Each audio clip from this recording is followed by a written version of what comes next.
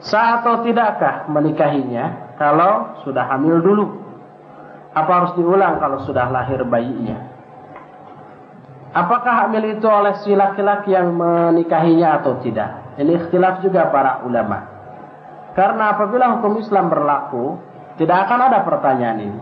Kalau umpah hamil dulu berarti berzina kan? Maka dikenakan hukuman.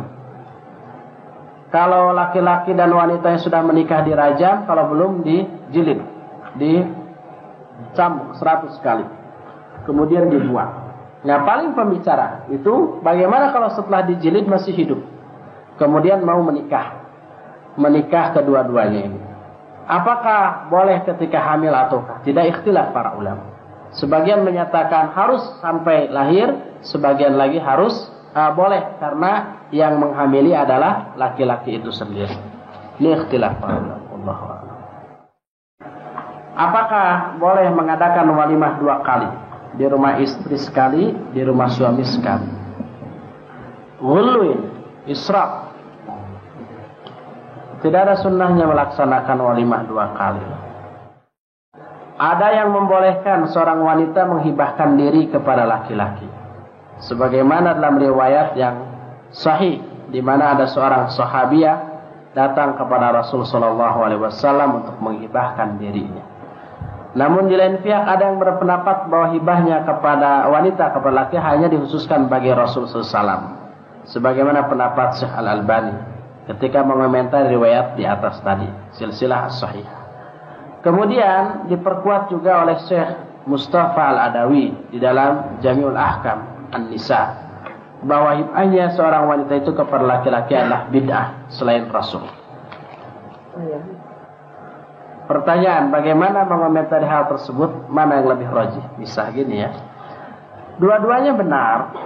Orang-orang ulama-ulama yang menyatakan tidak boleh hibah kecuali kepada Rasul SAW berdasarkan ayat khalisatan laka min dunil mu'minin. Khusus bagi engkau, tidak berlaku bagi mukmin yang lainnya. Maksudnya adalah hibah itu berarti sudah memberikan, menghadiahkan dirinya sendiri. Tidak perlu untuk dibeli dengan mahar. Maka kalau Rasul SAW mau menikahinya tanpa mahar. Tapi kalau umpama hibahnya kepada orang lain selain Rasul SAW, ketika orang itu akan menikahinya tetap harus dengan mahar. Nah, kalau harus dengan mahar tetap berarti bukan hibah, tapi menawarkan diri untuk dinikahi tetap dengan mahar. Maka kedua pendapat ini tidak ta'arud, tidak saling bertentangan. Jadi intinya boleh saja si akhwat menawarkan diri kepada ikhwan yang dikehendakinya untuk dinikahi, tapi kalau si ikhwan itu hendak menikahinya tetap harus membayar mahar. Kalau kepada Rasul SAW itu tidak harus membayar mahar, menikahinya secara langsung. Sejauh mana wanita yang keluar dari rumahnya untuk suatu tujuan harus disertai mahramnya? Iya, kalau dia safar ya.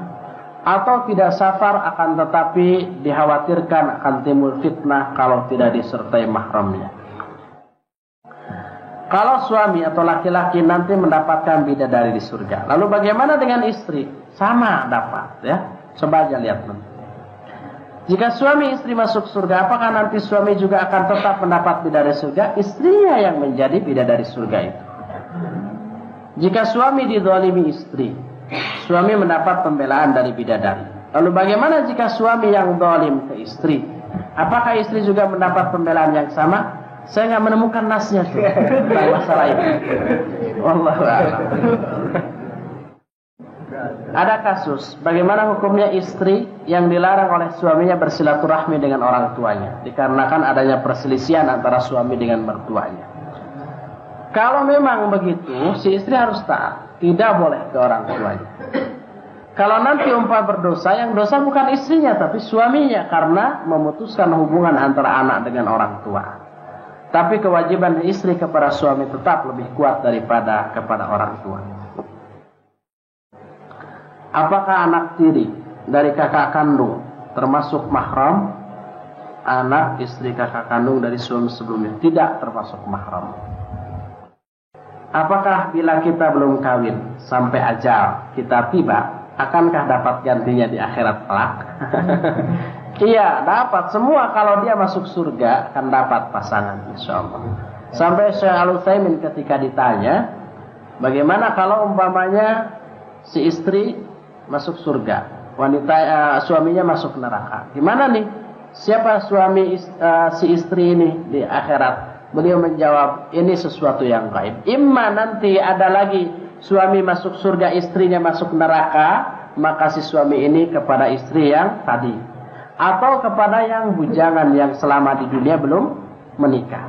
Atau sebaliknya yang ketika di dunia belum menikah, dapat juga yang ketika gadis meninggal belum menikah.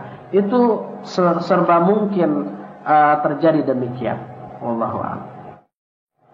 Apakah memberi makan orang yang saumnya juga harus minta izin pada suami? Iya. Memberi makan orang yang saum juga harus minta izin suami. Kalau seorang ikhwan menikah tanpa sepengetahuan orang tua dan tidak minta izin, apakah dia durhaka kepada orang tua? Iya, durhaka. Tapi nikahnya tetap sah. Akan tetapi kalau dia minta izin, dia tidak akan diizinkan karena berbagai alasan. Padahal ikhwan ini merasa kalau sudah menjelang wajib, berarti belum kan? Kalau menjelang wajib belum. Terus dilobi dulu orang tua sampai bisa berhasil. Bagaimana dengan seorang istri yang dimadu oleh suaminya dan berpisah darinya selama lebih dari 1 tahun? Apakah istri tersebut masih bisa digauli karena tidak ada pernyataan cerai? Selama belum cerai bisa, ya. Selama si istri tidak menuntut cerai selama ditinggal sampai 1 tahun. Ana mempunyai ibu yang menyusui Ana, bahkan dari bayi hingga Ana dewasa. Ana baru tahu kalau Ana bukan anak kandung.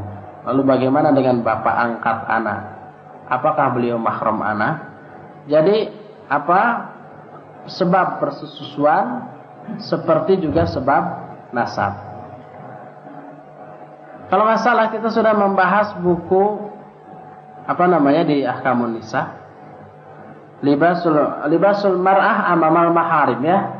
Di sana dibahas tentang siapa yang disebut mahram, termasuk masalah ini. Silakan diputar ulang kasetnya. Bolehkah seorang akhwat mengoleksi boneka-boneka dan disimpan di tempat khusus, misalnya lemari? Boneka untuk mainan anak-anak boleh, ya. Tidak menjadi hal yang terlarang. Jadi kalau akhwat yang mengoleksi boneka ini merasa masih anak-anak atau akhwatnya masih anak-anak, boleh. Tapi kalau sebagai hiasan tidak boleh. Termasuk Aisyah radhiyallahu anha walaupun sudah menikah masih suka main boneka-boneka. Apakah seorang akhwat menulis surat pada ikhwan yang isinya tentang tausiah, tentang hal-hal di luar kepentingan pribadi? Keduanya termasuk kategori ikhtilat? Tidak. Ikhtilat itu kalau bertemu satu tempat tanpa hijab, laki perempuan banyak. Kalau hanya berdua, itu bukan ikhtilat tapi khulwat. Kalau lewat surat berarti tidak bertemu, itu boleh saja. Apakah bila suami sudah meninggal, mertua sudah bukan mahram lagi?